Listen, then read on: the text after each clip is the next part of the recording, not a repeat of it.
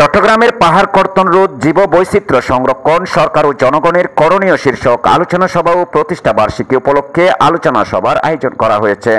নগরীর বহদ্দারহাট একটি রেস্টুরেন্টের সবুজ আন্দোলন চট্টগ্রাম মহানগর ও জেলা শাখার উদ্যোগে চট্টগ্রাম জেলার সভাপতি অধ্যাপক মোহাম্মদ সানাউল্লাহর সভাপতিত্বে এবং মহানগর শাখার সাধারণ সম্পাদক হাজী মোহাম্মদ নুরুল কবিরের সঞ্চালনায় অনুষ্ঠিত হয়।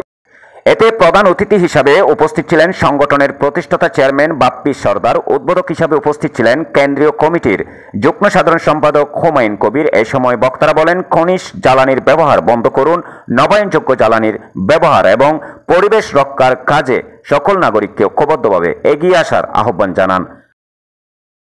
আরও উপস্থিত ছিলেন চট্টগ্রাম উত্তর জেলা শাখার আহ্বায়ক ইঞ্জিনিয়ার মোহাম্মদ রফিকুল ইসলাম, হাজী মোহাম্মদ ইউনুস, শহীদুল ইসলাম সহ আরও অনেকে। সমিতি চট্টগ্রাম মহানগরের যিনি দায়িত্বে আছেন, আসসালামু আলাইকুম।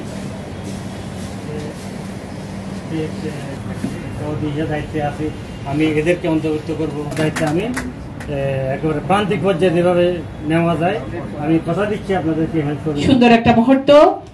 জয় হোক সবুজ।